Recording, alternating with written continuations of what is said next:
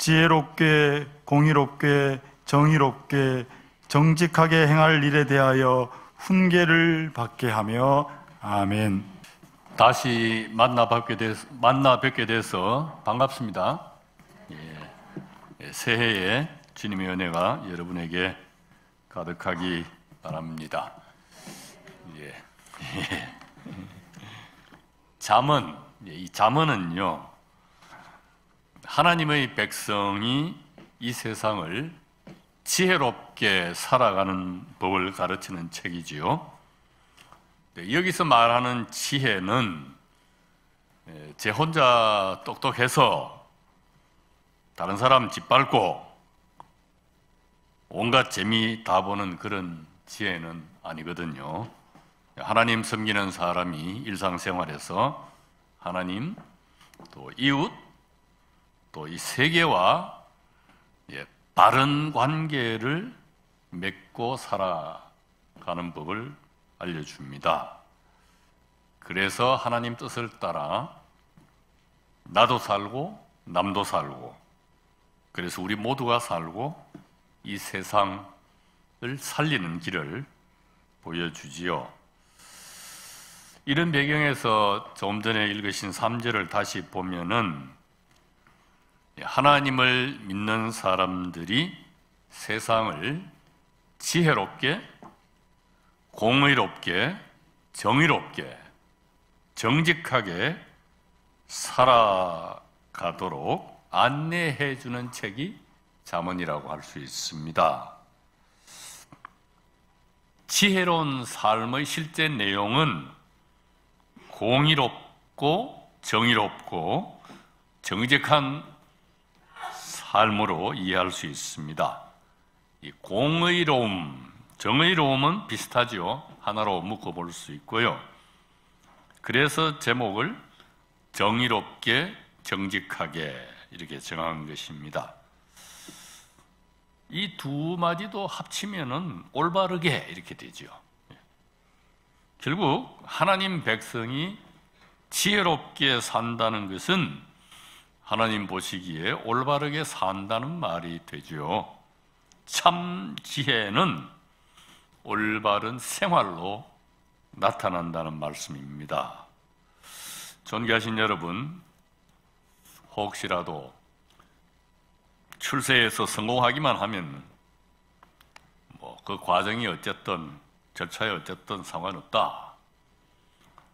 인간성이야 품성이 어떻든 잘 되면 될 것 아니냐, 이런 생각이 우리 그리스도인들 가운데도 깊숙이 들어와 있는 것이 아닌가 돌이켜 봅니다.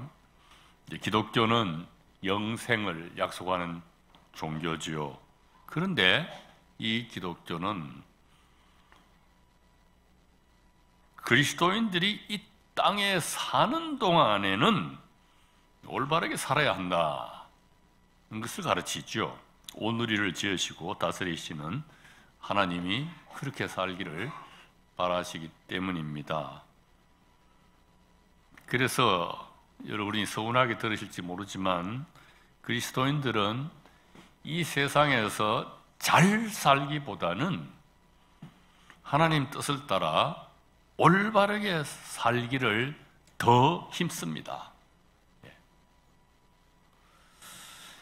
우리 한국 기독교 개신교 나이가요, 원래 135살이에요. 2000년 역사의 세계 기독교의 견주어 보면은 아주 어린 교회죠. 서너 살짜리밖에 안 돼요.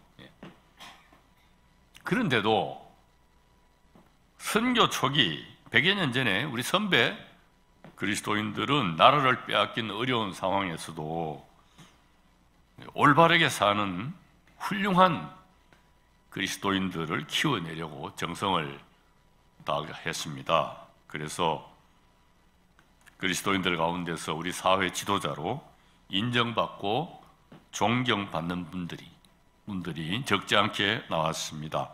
올해는 3.1운동 100주년이 되는 해이지요. 결의의 자주 독립을 외치고 나선 이 움직임에 우리 선배 성도님들이 큰 역할을 했다는 것은 널리 알려져 있는 사실이지요. 그때하고 견주어 보면 지금은 그리스도인의 수가 엄청나게 늘어났습니다. 우리 사회 각 분야 지도층 인사들 가운데 그리스도인들이 숱합니다. 행정, 사법, 입법 할 것 없이 관공서만 얘기해도 3분의 1 정도가 기독교인입니다. 그런데도 이 나라에 불의와 부정과 부패가 사그라들고 있지 않거든요. 오히려 굵직굵직한 사회 문제가 생길 때마다 그 뒤에는요, 목사, 장로, 집사, 권사라는 직책을 지닌 사람들이 있어서 우리를 부끄럽게 하지요. 오히려 교회와 교회 지도자들의 이런저런 잘못을 두고 교회 바깥 사람들이 화를 내고 꾸짖어요. 왜 이렇게 된 것일까요? 잠언에서 가르치는 지혜로운 삶, 곧 정의롭고 정직한 삶을 우리 그리스도인들이 소홀히 했기 때문이 아닌가 돌이켜보는 것이지요. 정의로운 삶이 무엇일까요? 성경에는 이 정의에 대해서 좀 특별하게 얘기를 합니다. 구약 성경을 중심해서 일단 이야기를 시작하면요, 구약은 처음부터 한글로 적힌 책은 아니죠. 옛 이스라엘 말로 적혀 있는데 정의와 관련된 낱말이 두 가지가 있습니다. 보통 이제 공의라고 하는 원어는 두 인격책 사이에 관계를 두고 하는 말입니다. 둘 사이 관계가 잘 유지되고 좋아지도록 서로가 서로에게 할 도리를 잘 하는 것. 이 범위를 넓히면 한 단체, 한 공동체 안에서 그 공동체 단체가 제대로 돌아가려면 그 각 구성원이 다른 구성원들에게 마땅히 해야 할 도리를 다하는 것. 이게 공의라는 것입니다. 공동체 관계를 전제하는 말이죠. 정의로 옮긴 원어는 좀 다릅니다. 이 원어는 무엇이 옳고 그른지를 판가름한다는 동사에서 나왔는데요.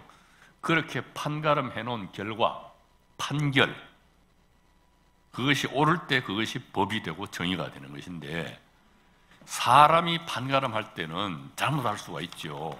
그래서 하나님이 옳다고 판가름해 놓으신 것, 그것을 가리켜서 정의라고 합니다.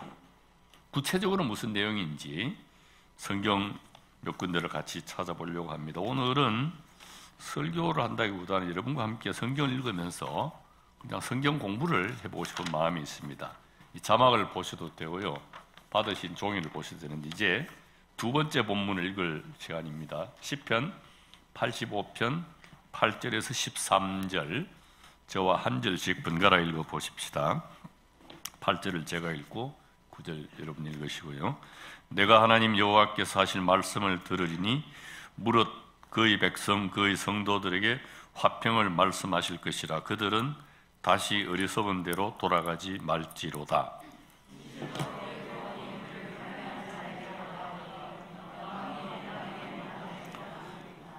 인애와 진리가 같이 만나고 의와 화평이 서로 입맞추었으며 여호와께서 좋은 것을 주시리니 우리 땅이 그 산물을 내리로다.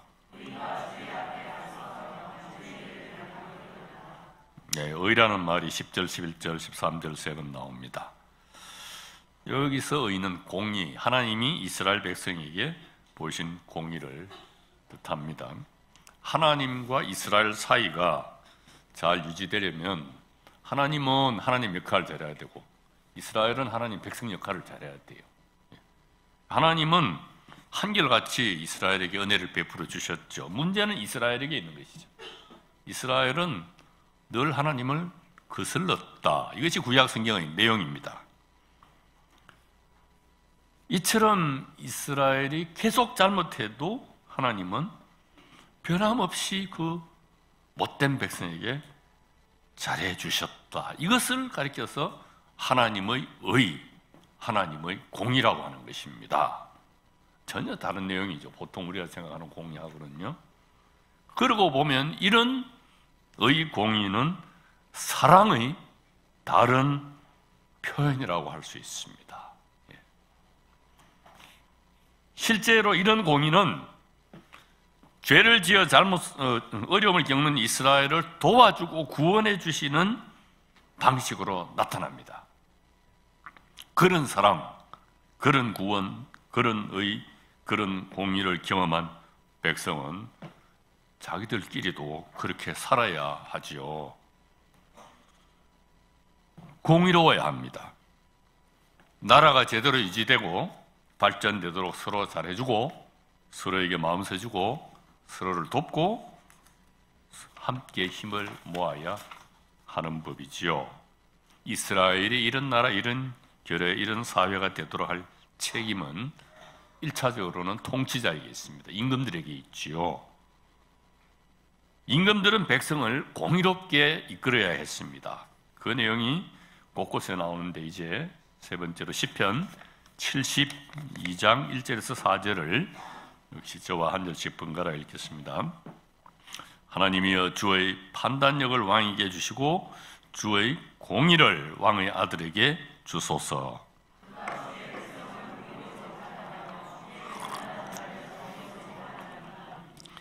의로 말미암아 산들이 백성에게 평강을 주며 작은 산들도 그리하리로다.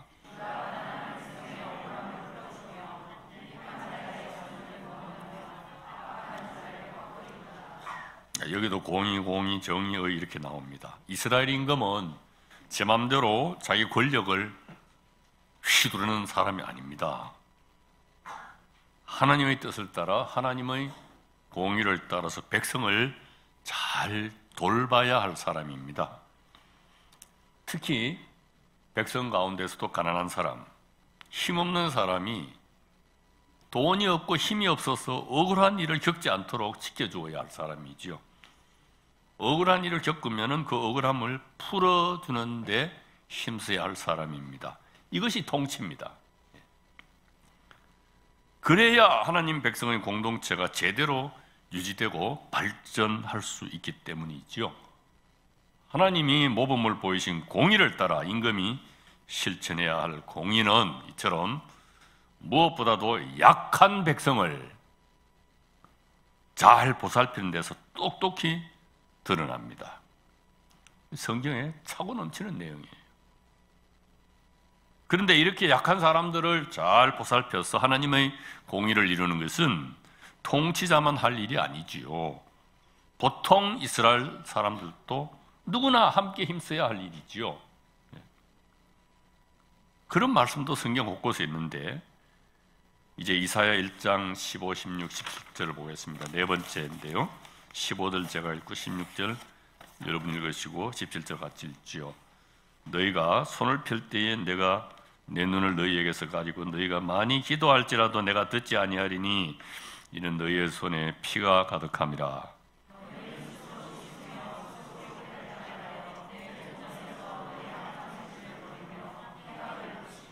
선행을 배우며 정의를 구하며 학대받는 자를 도와주며 고아를 위하여 신원하며 과부를 위하여 변호하라 하셨느니라.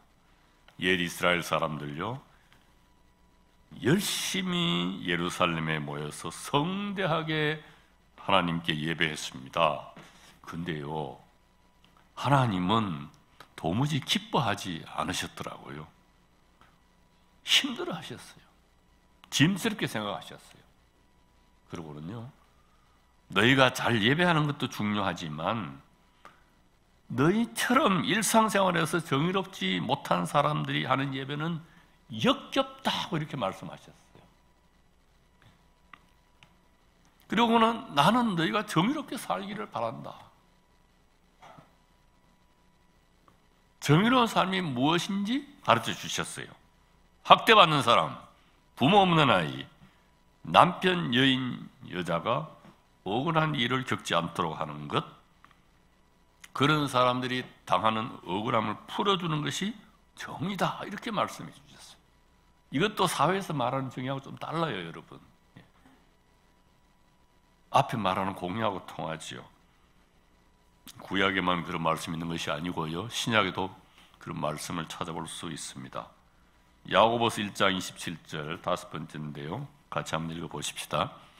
하나님 아버지 앞에서 정결하고 더러움이 없는 경건은 곧 고아와 과부를 그 환난 중에서 돌보고 또 자기를 지켜 새 속에 물들지 아니하는 그것이니라. 여러분, 경건한 신앙생활을 하면 어떤 모습이 떠오르세요? 열심히 기도하고 성경 많이 읽고 묵상하고 점잖고 고상한 기품을 잃지 않는 모습, 이런 게 떠오르죠. 그런데 이 말씀에는 전혀 다른 방향의 얘기를 합니다. 부모 없는 아이, 남편, 여인, 여자를 잘 돌보는 것이 참 경건이다. 그렇게 하지 않으면 새 속에 물든 것이다. 이렇게 말씀하시네요. 예수님도 정의에 대해서 말씀하신 적이 있거든요. 그 다음 마태복음 23장 23절입니다.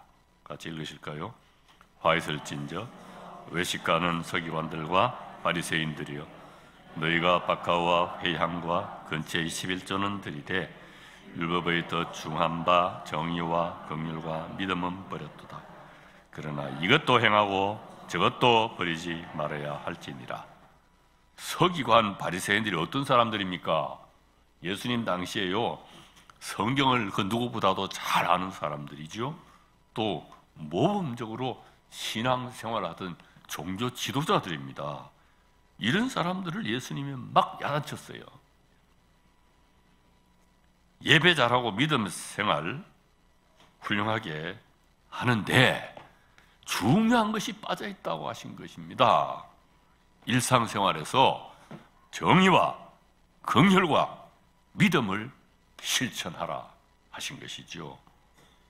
제일 앞에 나오는 것이 정의예요.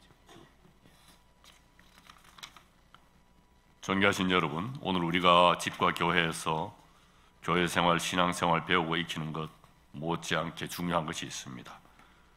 나날을 살아가면서 하나님 뜻을 따라 공의롭게 정의롭게 살도록 힘쓰는 것이죠.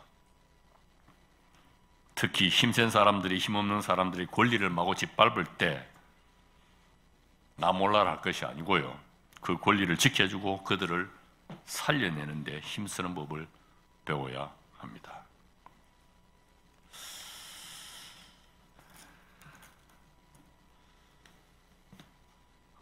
이 말씀을 제가 들었는지 모르겠는데요, 일부 때는 안 했지만 꼭 전해드리고 싶은 게 있습니다. 제 신학교 선생님 중에 박창환 목사님이 계세요. 지금 95이신데요. 우리 한국 교회 신학계에서는 가장 오래 신학 교수를 하신 분입니다. 거의 60년 이상 하셨어요.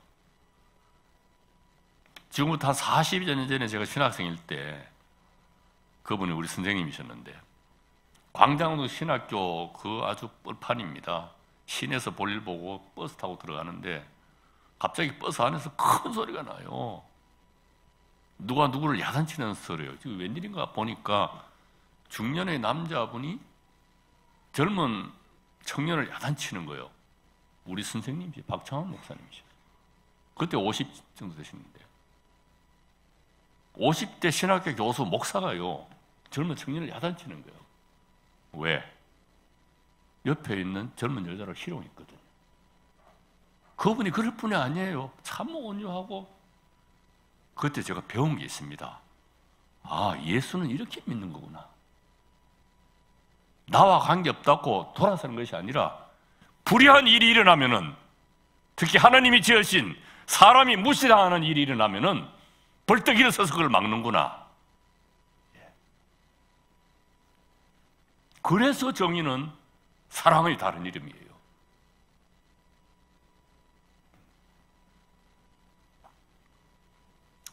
지난 여름에 인터넷으로 최신 독일 영화 한 편을 보았습니다. 실제 있었던 일을 영화로 만든 것이라 했습니다. 2017년작. 제목은 통가의 어디에선가. 여러분 유튜브로 한번 찾아보세요. Somewhere in 통가 이렇게 나오는데, 통가는 뉴질랜드 가까이 있는 섬나라지요. 그런데 이 사건의 첫 무대는 통가가 아니고 독일 베를린입니다. 베를린에 어릴 때부터 매우 불행하게 자라난 나이 16에 들어서 남자아이가 있었습니다. 이미 범죄 전과가 있고 약물 중독되어 있고 뭐 여러 가지로 힘든 아이입니다. 학교에서도 사회복지기관에서도 더는 어떻게 해볼 도리가 없어서 골머리를 앓고 있습니다. 그때 중년의 사회교육가 아저씨가 이 아이를 떠맡겠다고 났습니다. 사회교육가라는 것이 우리나라에는 없는 제도인데요. 선생님이요, 선생님인데 학과를 가르치는 선생님이 아니고 어려움을 겪는 청소년들을 바로잡는 선생님이에요. 이 사람이 복지기관과 교육기관의 허가를 받아서 이 아이를 데리고 남태평양의 섬나라 통가로 갑니다. 거기서 삶의 기본부터 익히게 하려고 애쓰지요. 그런데도 아이는 계속 엇나갑니다. 거기서조차 현지인에게 폭력을 휘둘러서 큰 상처를 입힙니다. 붙잡혔죠. 재판을 받게 되었습니다. 통가 판사가 이 아이에게 형을 내리려고 합니다. 그러자 이 사회교육가가 나서서 눈물로 간청합니다. 얘를 통가에까지 와서 감옥에 넣으면 얘는 인생 끝장납니다. 저를 믿고 1년만 참아주세요. 제가 무인도에 아이를 데려가서 사람 만들어 오겠습니다. 통가 판사가 깊이 생각하다가 허락했습니다. 이제 이 사람은 이 아이를 데리고 무인도에 가서 삽니다. 삶의 기초부터 익히기 시작하는 것이죠. 아이에게도 점점 변화가 일어납니다.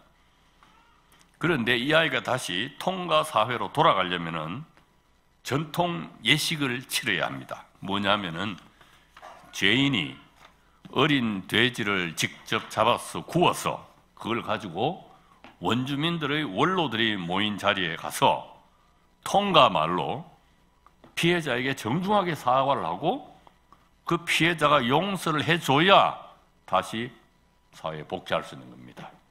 쉽지 않은 일이죠.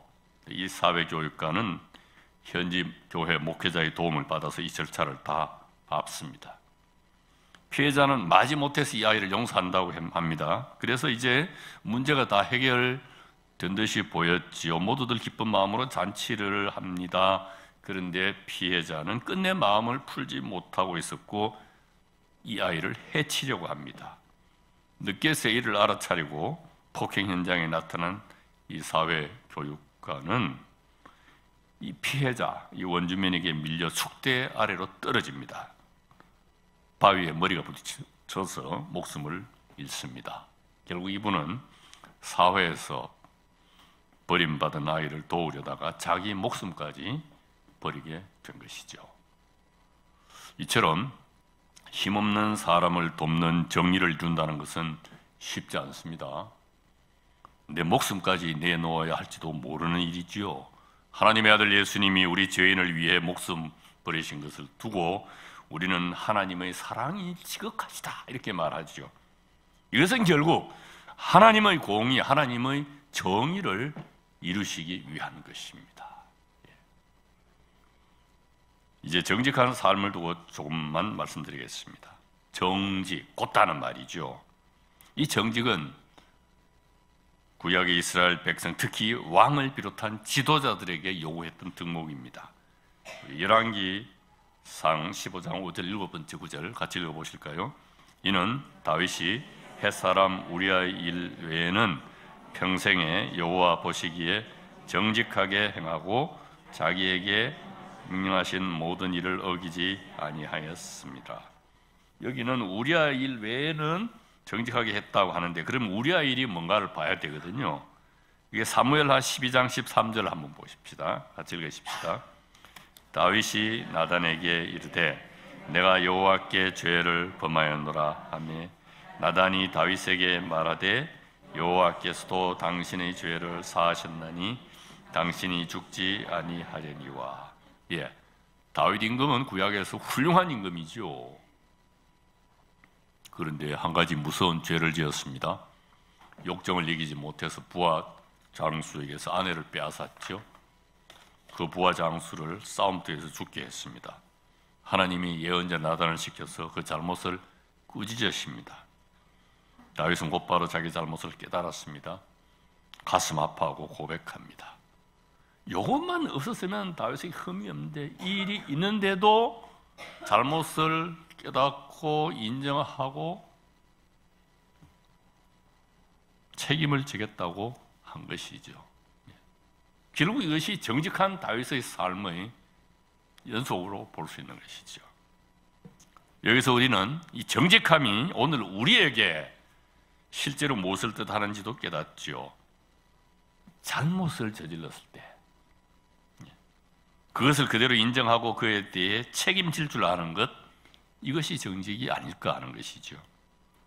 정직함은 자신이 저지른 잘못을 하나님 앞에서뿐만 아니고 사람 앞에서도 그대로 인정하고 가슴 아파하며 뉘우치고 고치는 데서 가장 잘 드러나지요. 오늘 우리 한국 교회에 이런저런 문제가 있습니다. 특히 저 같은 교역자들과 교회 지도층 사람들이 그렇지요. 가장 큰 문제는 제대로 회개할 줄 모른다는 데 있지요. 회개할 줄 모르는 죄, 이보다 더 큰 죄가 있을까요? 그런데 이처럼 지난날 저지른 잘못을 제대로 깨달아 인정하고 뉘우치고 고치는 것은 그저 개인의 일로 끝나지 않습니다. 여기서 다니엘의 기도를 한 구절 읽고 싶습니다. 다니엘 9장 16절 같이 읽으실까요? 주여 구하옵나니 주는 주의 공의를 따라 주의 분노를 주의 성 예루살렘 주의 거룩한 산에서 떠나게 하옵소서. 이는 우리의 죄와 우리 조상들의 죄악으로 말미암아 예루살렘과 백성이 사면에 있는 자들에게 수치를 당함이니이다. 다니엘은 자기 세대의 죄뿐만 아니라 지난날 조상들이 저지른 죄악을 두고서도 가슴치며 하나님께 기도한 것이지요. 이제 마지막으로 시편 78편 1절에서 8절 한 절씩 저와 번갈아 읽어보십시다. 내 백성이여 내 교훈을 들으며 내 입의 말에 귀를 기울일지어다.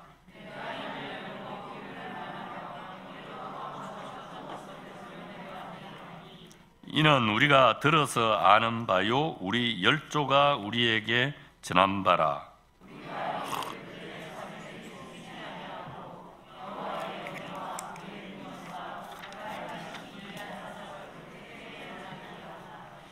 여호와께서 증거를 야곱에게 세우시며 법도를 이스라엘에게 정하시고 우리 조상들에게 명령하사 그들의 자손에게 알리라 하셨으니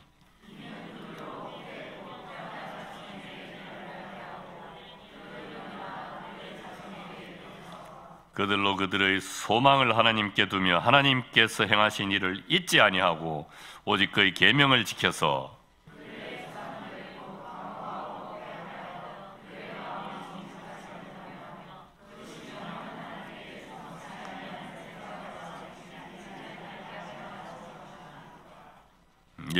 이 시편에서는 후손들에게 역사의 교훈을 알려주려고 합니다. 시편이 상당히 길어요. 이 시편 72절까지 되는데요. 길게 지난날 이스라엘 역사를 돌이켜보게 합니다. 하나님은 이스라엘에게 아까 말씀드린 대로 끊임없이 은혜를 베푸셨습니다. 그런데도 이스라엘은 거듭거듭 그 하나님을 거슬렀습니다. 이스라엘 전 역사는 끊임없는 배신의 역사이면서 하나님이 한결같이 베푸신 은혜의 역사입니다. 이처럼 옛 이스라엘 사람들은 신앙생활을 역사의 문제로 가르쳤습니다. 그래서 후손들이 조상들의 잘못을 뼈아프게 생각하여 앞으로 다시는 조상처럼 되지 않아야 한다, 하나님을 거스르지 않아야 한다고 다짐하게 하지요. 배신하는 백성에게도 변함없이 은혜 베푸시는 하나님을 더욱더 굳게 의지해야 한다고 가르칩니다. 우리도 마찬가지죠.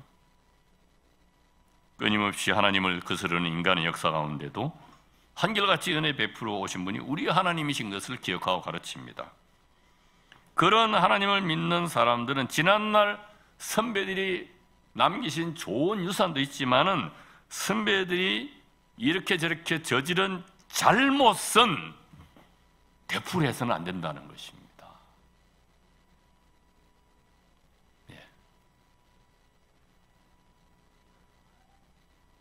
이것이 하나님 앞에서 정직하게 살아가는 하나님 백성의 지혜로운 모습입니다.